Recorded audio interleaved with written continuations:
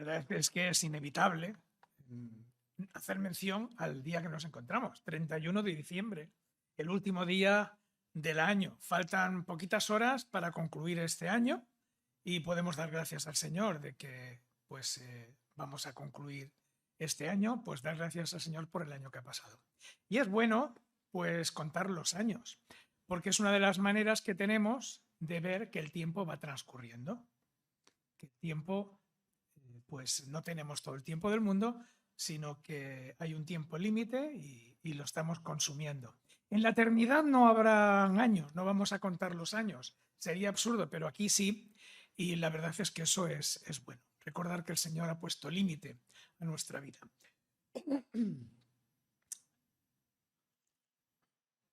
Voy a hacer una pregunta que a mí me gusta preguntar. ¿Sabéis cuál es el animal de vida más corta? Es un insecto. No, es un insecto que se le llama efímeras. ¿Sabéis por qué se le llaman efímeras? Por lo efímera que es su vida. Vive menos de 24 horas. Y yo me preguntaba, ¿qué pasaría si el límite de nuestra vida fuera 24 horas? Pensarlo por un momento. Que nacemos hoy y no vamos a llegar al final del día de mañana, ¿no? ¿Cómo viviríamos? Pues no sé, en 24 horas hay muchas cosas para hacer. ¿Cuántas veces mentimos en 24 horas? Y muchas cosas más. No perderíamos el tiempo para eso, para otras cosas puede, pero me temo que para eso seguiríamos con la misma condición. Y bueno, y vamos a ver, ¿cuál es el animal de vida más longeva? Es un tiburón que navega por las aguas de Groenlandia, los mares de Noruega, de Canadá. Vive más de 400 años, incluso puede llegar a vivir más de 500 años. Y ahora la pregunta es, ¿os gustaría vivir 400, 500 años? No, ¿verdad? ¿Cuánto pecaríamos, Lidia, en 500 años, en 400? ¿Verdad?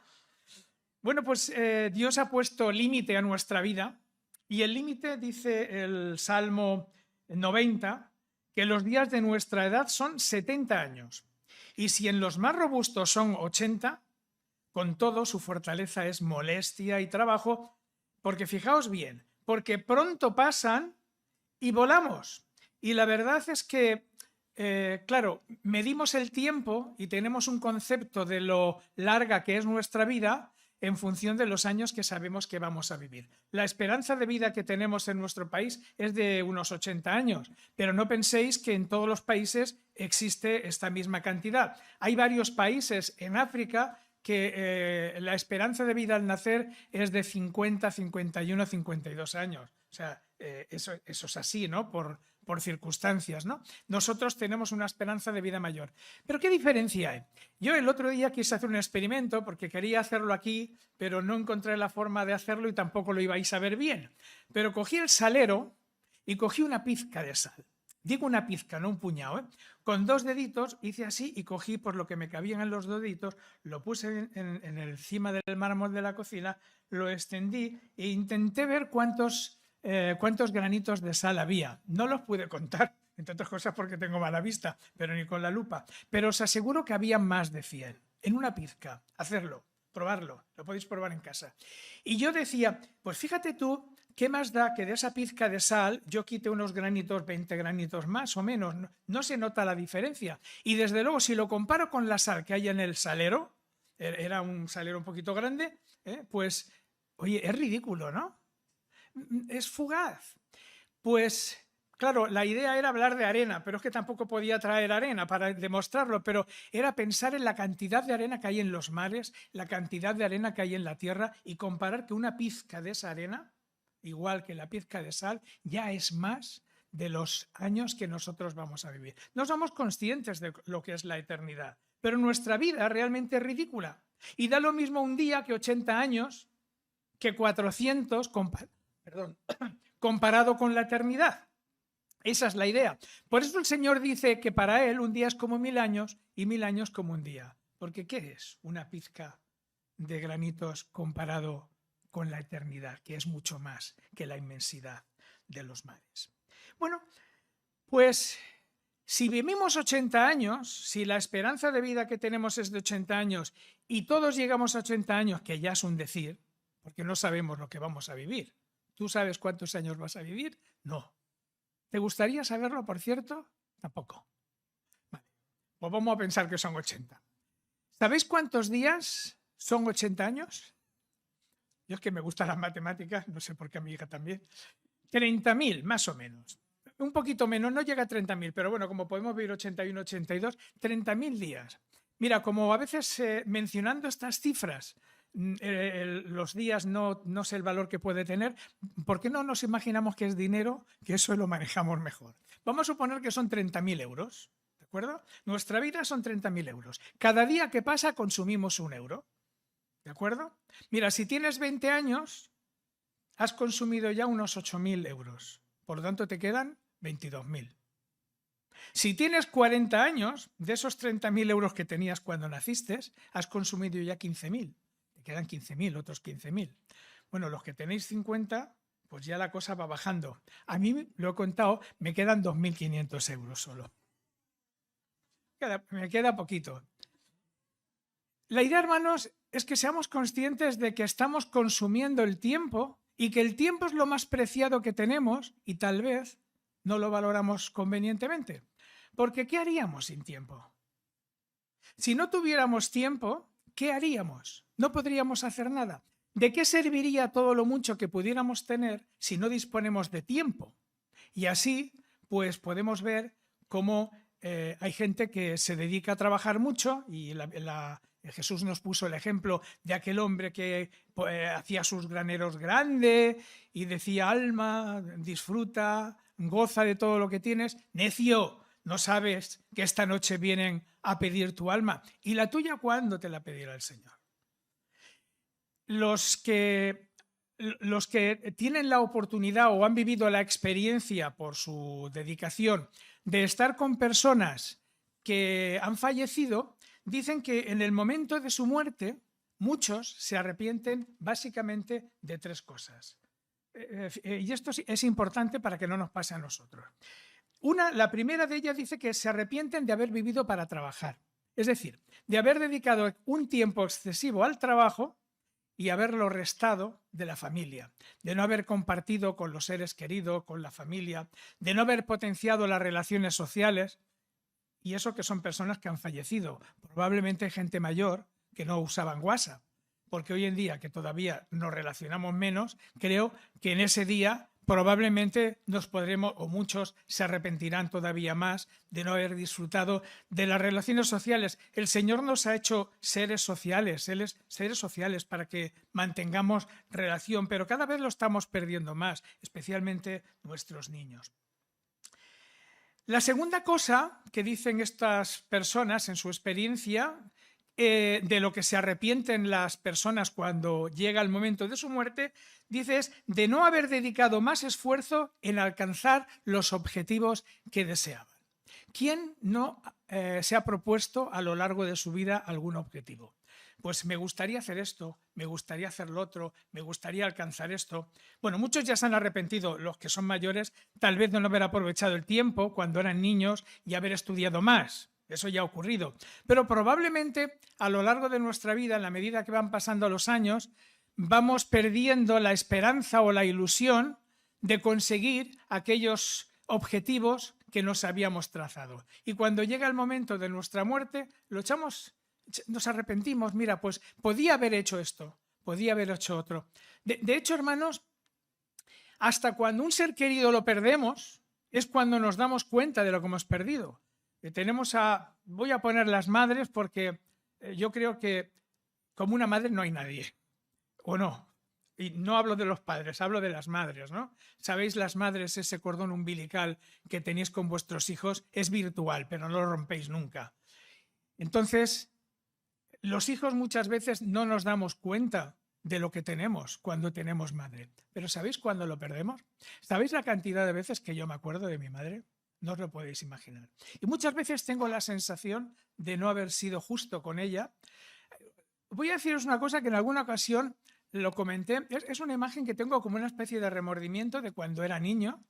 Eh, mm, no sé qué edad tendría 5 o 6 años, no me acuerdo de nada más, sé que estaba en el suelo y yo a mi madre la miraba para arriba, era como un gigante, porque la veía desde el suelo y era muy pequeñito, y estaba jugando con unas bicicletas de plástico que me había regalado mi madre. Las tenía por el suelo, pues haciendo una carrera. Claro, mi madre pasó, pisó una y la rompió. ¿Y yo qué es lo que hice? O ponerme a chillar y a quejarme, hay que ver cómo eres, me ha roto un...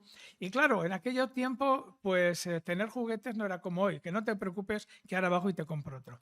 Y yo recuerdo y tengo esa imagen, yo no me acuerdo de nada más de mi época, de esa época, por eso digo, no sé cuántos años tenía, pero yo sé que miré para arriba y la cara de tristeza de mi madre la tengo todavía, la veo, es esa imagen fotográfica, ¿no? Y me arrepentí, ya siendo niño me arrepentí, pensé, quizás no puedes entenderlo, pero de verdad que esa imagen me quedó. Puedo contar más cosas, pero yo os invito a que penséis, hermanos, también en los seres queridos para que sepamos disfrutarlo en tanto que los tenemos, porque no los vamos a tener siempre, especialmente las madres, ¿no? Y la tercera cosa de lo que la mayoría de las personas cuando llega el momento se arrepienten, y es una sorpresa, es una cosa sorprendente, es de no haber tenido convicciones espirituales, de no haber vivido una vida espiritual. Y es sorprendente porque esto no se está refiriendo a creyentes cuando llega el momento de su muerte, sino a personas normales, no necesariamente creyentes, que cuando llega el momento de su muerte es cuando han echado en falta el no tener convicciones religiosas, convicciones espirituales, respuestas a las muchas incógnitas que tiene esta vida. Porque ¿para qué vivimos? ¿Por qué estamos aquí? ¿Qué objetivo tiene nuestra vida? Y entonces, claro, si no sabemos responder a estas preguntas, ¿qué uso vamos a hacer de nuestro tiempo? Por eso, hermanos, quisiera que tuviéramos claro que nuestra vida es fugaz. Dice Santiago que en lugar de decir hoy y mañana iremos a tal ciudad y estaremos allá un año y traficaremos y ganaremos, cuando no sabéis lo que será mañana, y el mañana nuestro pues puede tardar algunos días, pero en cualquier cosa os aseguro que será rápido y que nos pillará de sorpresa, dice entonces Santiago, porque ¿qué es vuestra vida? Ciertamente es neblina que se aparece un poco de tiempo. Ahora estos días hay presión atmosférica baja y hay neblina, pero luego se va enseguida. Pues eso es lo que dice que es nuestra vida, como la neblina que dura un poco de tiempo y luego se desvanece. Y Job, en el capítulo 7, versículo 6, dice, mis días fueron más veloces, mi vida pasó tan rápida, los niños no lo saben. Los que somos mayores nos damos cuenta que el tiempo sí pasa más deprisa de lo que pensamos. Y Job decía, mis días fueron más veloces que la lanzadera del tejedor y fenecieron sin esperanza. Acuérdate que mi vida es un soplo. Y yo pensaba, ¿y qué es la lanzadora del tejedor? Porque no tenía ni idea lo que era eso. No he tejido nunca, ¿no? Pero entonces he mirado, quería saber lo que es la la lanzadera del tejedor. Y la lanzadera es una pieza así alargada que cuando está el telar lleva hilo y se atraviesa. No sé, quien ha visto el telar lo sabrá, yo es que no soy del oficio, ¿no? Pero mirar qué rápida pasa así la compara Job, así, ¡za! Esa es nuestra vida. Seamos conscientes, hermanos, que nuestra vida es fugaz, como la hierba, que ahora crece, de día crece y luego pues se seca. Y dice Efesios capítulo 5, versículo 15, Efesios capítulo 5, versículo 15, precisamente porque tenemos poco tiempo, porque el tiempo es lo más preciado, porque el tiempo pasa, no lo podemos detener, porque ya hemos gastado miles de euros, suponiendo que los días eran euros, ¿no? Pues dice Pablo, mirad pues, estad pendientes con diligencia. ¿Sabéis lo que quiere decir diligencia? ¿Sabéis las diligencias del oeste? Hoy en día son lentas, se nos antojan lentas, pero entonces era algo rápido para viajar. La diligencia quiere decir, mira, hazlo con prontitud, que sea una prioridad para ti. Pon todo tu empeño, eso es lo que quiere decir mirad con diligencia. ¿Y en qué tenemos que poner todo nuestro empeño? ¿Qué tenemos que hacer con prontitud? ¿Qué tenemos que preocuparnos? Pues de mirar cómo andamos. Es decir, de mirar cómo estamos consumiendo nuestro tiempo. Que no perdamos el tiempo, que estamos perdiendo euros. Y a mí me quedan 2.500, no tengo ya mucho para gastar. A alguno le queda 15.000, pero tampoco es tanto, ¿eh? Y no sé si la mayoría de los que tenéis aquí, de los que estáis aquí ya pasáis de los, bueno, algunos no, pero muchos pasáis de los 40. Eso quiere decir que os quedan menos de 15.000. Ya, habéis gastado ya mucho. O sea que mucho cuidado, que había gastado la mitad o más, ¿no? Mirad pues con diligencia cómo andéis, no como necios. ¿Qué es andar como necio? Pues andar como necios, perder el tiempo, hermano. Perder esos euros si no te enteras, es que no los puedes guardar, no los puedes acumular. Día que ha pasado, día que has perdido. Lo que no hayas hecho no lo puedes volver a hacer. No puedes recuperar el tiempo perdido, no lo puedes detener. El tiempo pasa irremisiblemente y vas gastando días. Y no son tantos, hermanos. Es que 30.000, si llegas a los 80, que ya veremos, no son tantos. Para que despreciemos... para que perdamos un solo día, y eso sería vivir como necios. Entonces Pablo nos propone que en lugar de vivir como necios, lo hagamos como sabios. ¿Cuál es el sabio? Pues añade en el versículo 16, aprovechando bien el tiempo porque los días son malos. ¿Sabéis la palabra que se traduce por aprovechar? Es exagorazo. Exagorazo es la palabra griega que se traduce por aprovechar. Y esa palabra quiere decir redimir, comprar, rescatar, liberar. Lo que nos está enseñando Pablo es que tenemos que recuperar el tiempo, que no podemos perderlo, que tenemos que ser dueños de nuestro tiempo, que no podemos permitir ser esclavo del ocio, estar sin hacer nada e ir perdiendo ese tiempo, que lo recuperemos, que lo rescatemos para hacer buen uso de él. Uso de ese tiempo pues con sabiduría, ¿no? Y nos dice que lo hagamos así porque los días son malos. Mira, esto nos lo está diciendo Pablo. Los días eran malos entonces, son malos ahora y han sido malos siempre. ¿Cómo está nuestra sociedad, hermanos? Yo no sé en esta época, dudo que en esta época se hiciera uso, de la frase que tanto utilizamos hoy en día. No tengo tiempo. Lo dudo. Los cristianos se reunían todos los días en el templo. No sé dónde vivían, si más o menos cerca, pero no iban en coche, iban andando. Y podían hacerlo todos los días. Nosotros no, porque no tenemos tiempo, ¿eh? Esa frase es común. Oye, y uno piensa, es que realmente no tenemos tiempo. Es que vivimos de una manera desenfrenada. Ahora, la pregunta es, ¿por qué no tenemos tiempo? ¿Estamos viviendo sabiamente o estamos desperdiciando el tiempo? Los días ciertamente que son malos.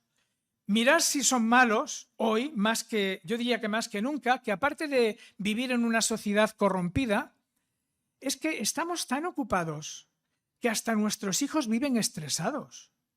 Yo he sido niño, he ido al colegio, pero no vivía tan estresado como nuestros niños. Tienen tantas actividades, les queremos que hagan tantas cosas que los estresamos. La pregunta ¿es necesario? Porque, ¿sabéis? Les dedicamos poco tiempo a los padres. ¿Y eso es bueno?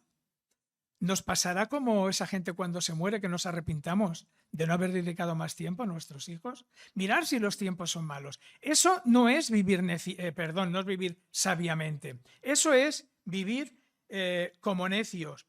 Y lo que ocurre, hermanos, es que con el tiempo pasa como con el dinero. Si tú no llevas control de dónde estás gastando el dinero, y evidentemente no somos ricos ninguno, tenemos una cantidad limitada, como con el tiempo, que también es limitado, pues entonces, ¿qué es lo que va a ocurrir? Pues que puedes llegar a final de mes y darte cuenta que no llegas con el dinero, que lo has gastado. Ahora pregúntate en qué. No lo sabes. Si no lo apuntas, no lo sabes. Si eres como tiene que ser, si quieres llevar una buena economía y hacer un buen uso de tu dinero, ¿qué es lo que haces? Pues dices, vamos a ver, yo tengo tanto, no me puedo gastar más de lo que tengo, es imposible. tendría que pedir y cada vez sería peor. Al final me endeudaría tremendamente. Entonces, ¿qué es lo que haces? Pues si yo tengo esto, no me puedo gastar más. Entonces tengo que repartir el dinero que dispongo entre las cosas que son prioritarias. Primero me compro un iPhone. No, primero pago el alquiler.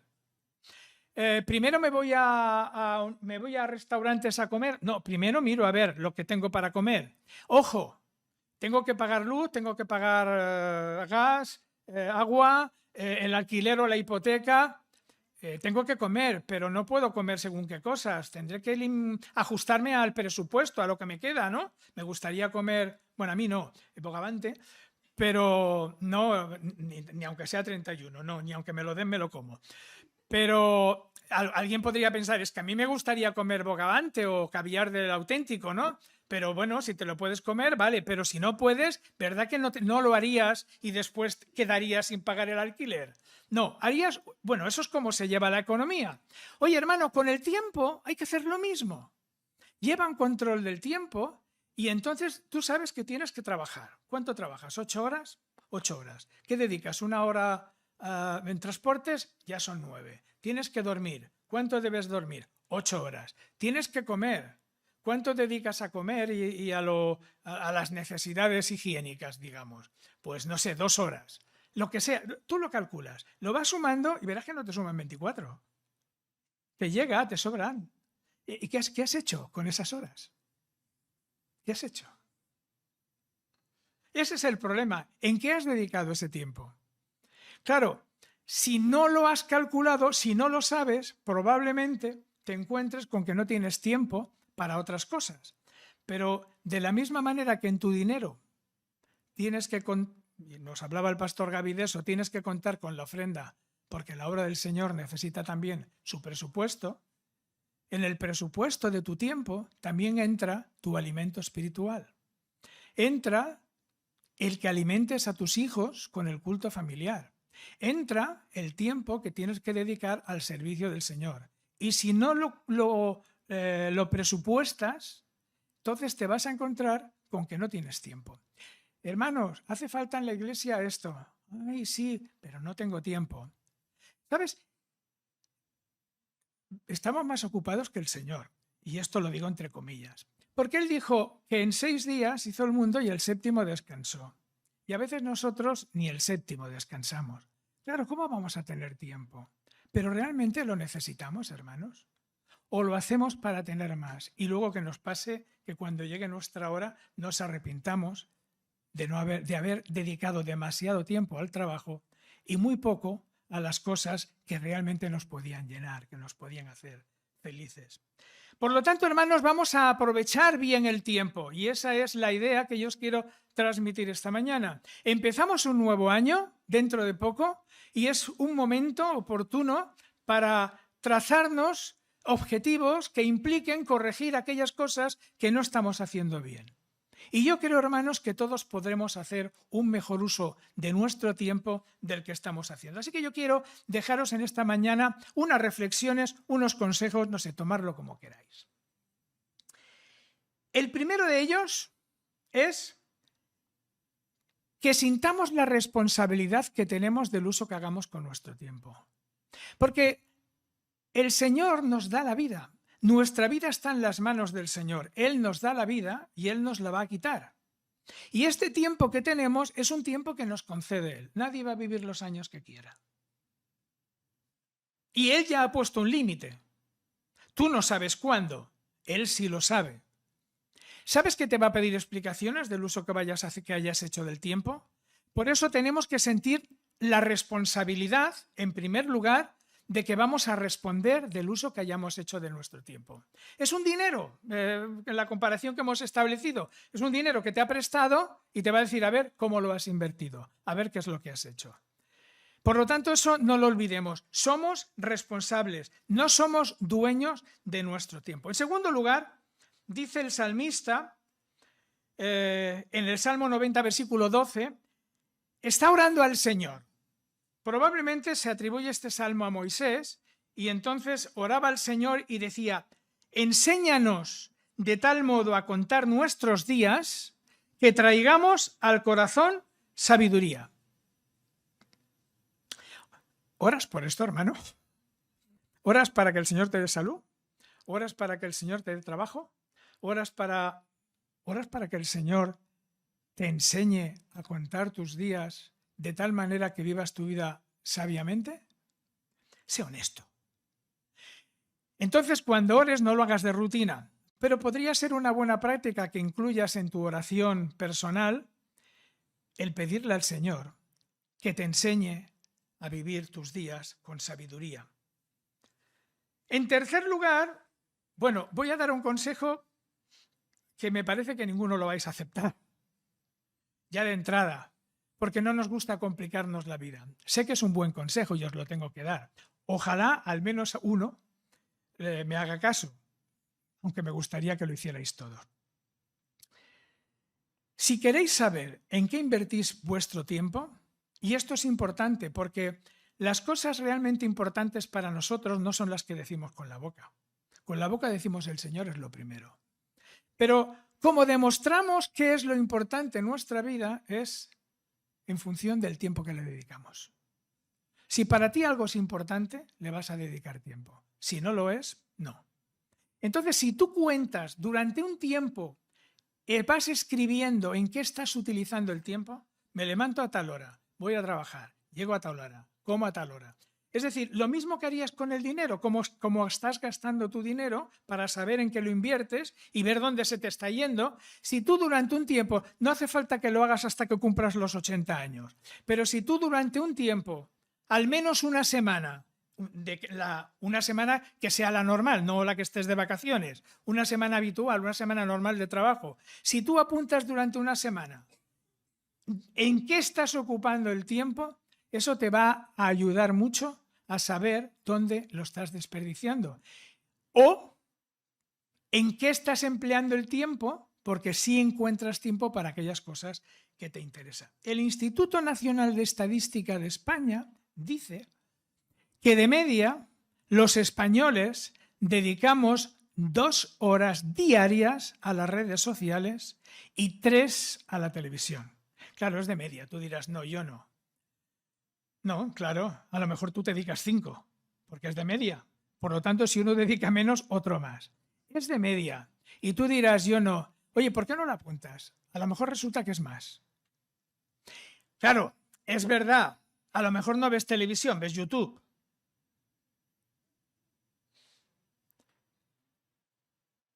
¿En qué estás invirtiendo el tiempo? ¿O en juegos? ¿En qué estás invirtiendo tu tiempo? Porque luego no tienes tiempo para otras cosas. Pero fíjate, 5 horas diarias de tiempo perdido son 35 horas a la semana. Es una jornada laboral casi. Dicen que la jornada laboral la quieren reducir a 36. 5 por 7 son 35. ¿Te das cuenta cómo sí que tenemos tiempo? Bueno, alguien dijo que cuando tenemos interés por algo, encontramos la forma de hacerlo. Cuando no, encontramos una excusa. Si tú tienes realmente interés por algo, vas a encontrar la forma de hacerlo. Si no, encontrarás una excusa. Pero por favor, descartemos eso de que no tenemos tiempo. Si hoy se trabaja, aunque no lo creáis, se trabaja menos que antes.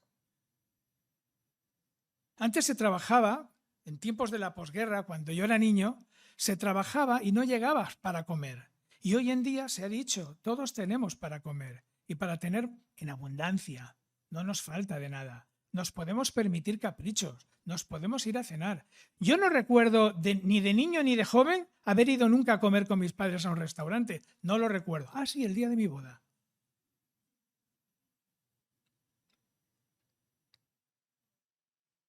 Es que hace muchos años que me casé, sabéis que ya celebro el 50 aniversario. Eran tiempos otros. Así que, hermanos, hoy no se vive tan mal. Lo que pasa es que hoy, y ahí están los tiempos difíciles, nos hemos creado muchas necesidades. Y de ahí que nos hemos creado, he dicho, muchas necesidades, no que lo sean. Y de ahí que estemos dedicando tanto tiempo a algo que de verdad, lo dicen la gente cuando se muere, no les ha hecho feliz. Lo que hace feliz es lo cotidiano, las cosas sencillas. Más cosas. Prioridades, hermanos, las prioridades. Tenemos que establecer las prioridades correctas, no de acuerdo a nuestras apetencias, no de acuerdo a lo que a nosotros nos guste, sino de acuerdo a lo que el Señor quiere. Y el Señor ha dicho, buscad primeramente el reino de Dios y su justicia, y todo lo demás os será por añadidura. ¿Conocéis ese texto? No os ha pillado de sorpresa. Pero ¿lo hacemos? No, no lo hacemos. Y mira que el Señor nos ha prometido que todo lo demás, todo lo que nos necesitamos, nos será por añadidura. Pero nosotros decimos, no, cuando tenga tiempo, haré esto. Entonces me dedicaré a esto. Mientras tanto, no, porque tengo que buscar las otras cosas. Y dejamos lo primero.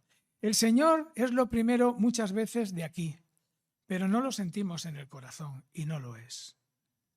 ¿Cuántas veces dejamos de venir a la iglesia pudiendo venir? ¿Cuántas veces estamos diciendo no tengo tiempo para servir en la obra? O ya estoy haciendo esto, ya no puedo hacer nada más. Pastor Gaby, ¿cuánto tiempo dedicas cada día a la iglesia? Me lo dijo, se lo pregunté esta semana. De 2 horas y media a 3 diarias. Claro, como no trabaja, sí trabaja, hermanos, 8 horas cada día.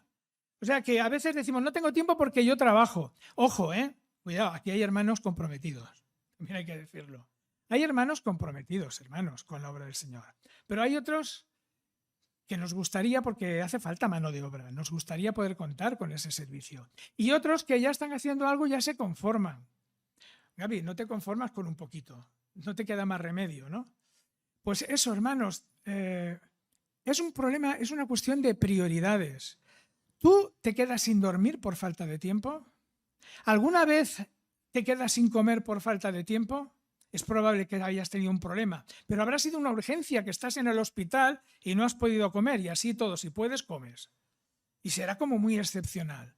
Pero dejamos muchas veces de hacer cosas porque decimos que no tenemos tiempo. Y es porque erramos en nuestras prioridades y estamos dedicando el tiempo a las cosas que nos gustan, no que nos convienen. Eso no es vivir sabiamente. Entonces, enséñanos, ora al Señor, a que te enseñe a contar tus días de manera que traigas al corazón sabiduría. Lutero decía, tengo tantas cosas que hacer que pasaré las primeras 3 horas orando. Fíjate, Lutero era un hombre ocupado. ¿Cuánto tiempo dedicas a la oración? ¿Tienes mucho trabajo? Dedica más tiempo a la oración. Claro, pero ¿cuándo oramos? ¿Cuándo oraba Jesús? ¿Sabéis que Jesús se levantaba al amanecer para orar? Es lo primero que hacía. Pero nosotros, si hace frío, ¿no? Como no tengo tiempo, que me voy a levantar antes para orar, ¿no? Ya bastante faena tengo. Como me levanto de noche para ir a trabajar, ¿me voy a levantar media hora antes para orar? ¿Veis cómo es un problema de prioridades?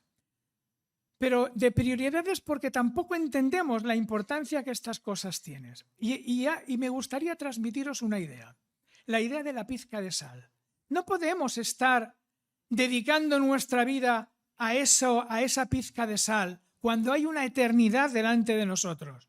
Nuestro objetivo no puede ser esta vida. Nuestro objetivo no puede ser esa pizca de granos de arena que son los años que el Señor nos ha dado. Nuestro objetivo tiene que ser la eternidad, que es la inmensidad de toda la arena que hay en el mundo y mucho más, porque eso aún tiene límite, aunque no lo podamos contar.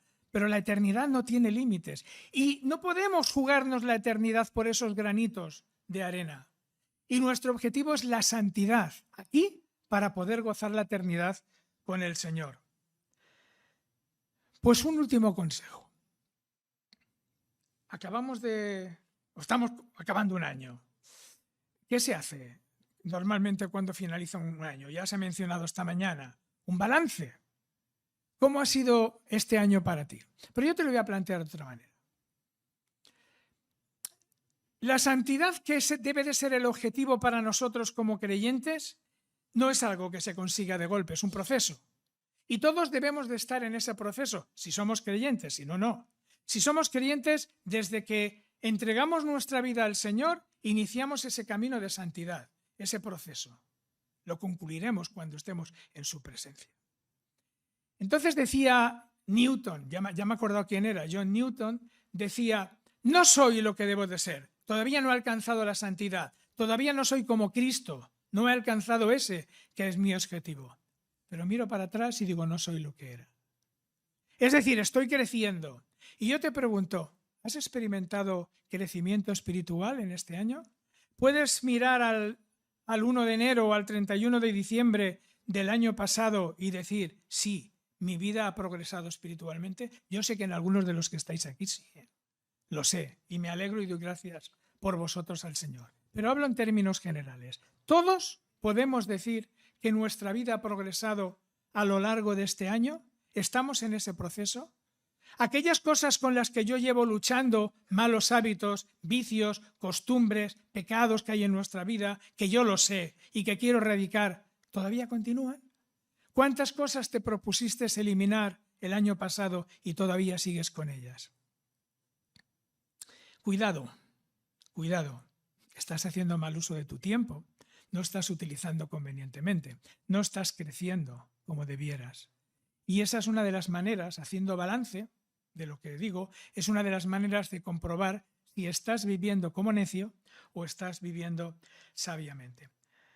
Hay un texto muy bonito, precioso. Es también un salmo. Es el Salmo 92, versículo 12. Mira qué cosas más bonitas dice este salmo. Y es un deseo que yo tengo para todos vosotros. Ya no para el año que viene, sino para lo largo de vuestra vida, que podáis alcanzar lo que este salmo está diciendo. Salmo 92, versículo 12, dice, el justo florecerá como la palmera, crecerá como cedro en el Líbano, plantados en la casa de Jehová, en los atrios de nuestro Dios, florecerán. Aún en la vejez, fructificarán. Estarán vigorosos y verdes para anunciar que Jehová, mi fortaleza, es recto y que en él no hay injusticia.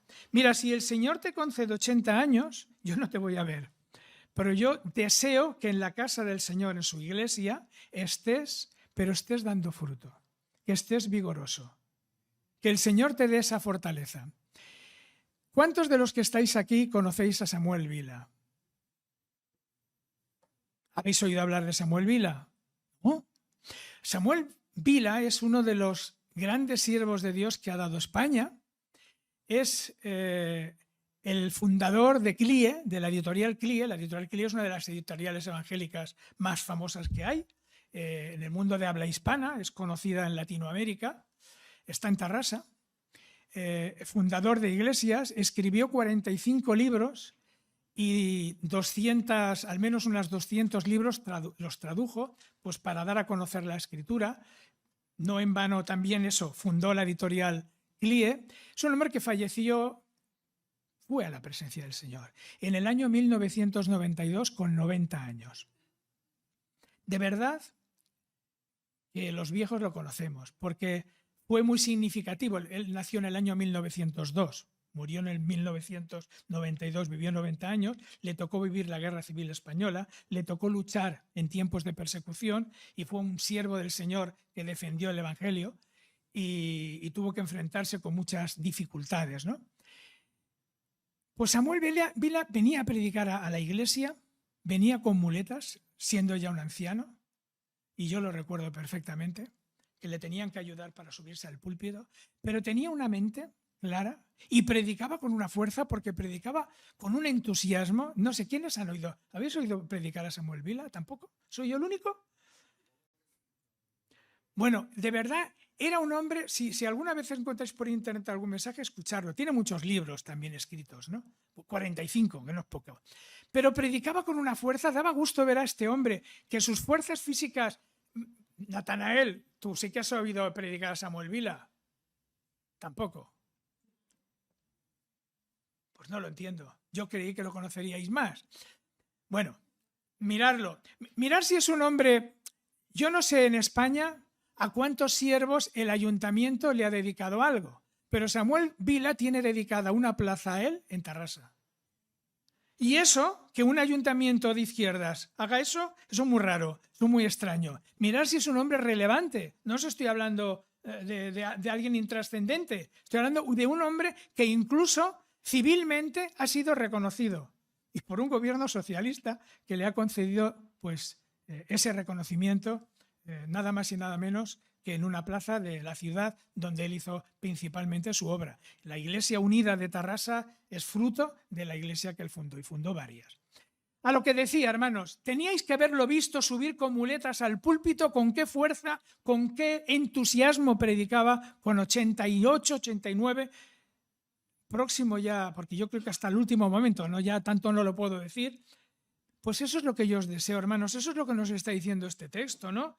Que aún en la vejez fructifiquemos, que estemos vigorosos y verdes para anunciar que el Señor es nuestra fortaleza y que en Él no hay injusticia. Dice el Salmo 31, versículo 14, yo he confiado en ti, oh Señor, he dicho, tú eres mi Dios, en tus manos están mis tiempos. Deseo que así sea, hermanos. Pues feliz año nuevo. Esta noche, sintiéndolo mucho, Mar y yo no podremos estar con vosotros. Es triste para nosotros no poder estar en este día, en estos momentos. Sabéis la razón, pero os deseo un feliz año nuevo. Que seáis muy bendecidos y eso, que podáis, que el Señor os dé la fortaleza para aún en la vejez fructificar. Así que andad aprovechando bien el tiempo y mirad eso con diligencia. Que el Señor os bendiga. Amén.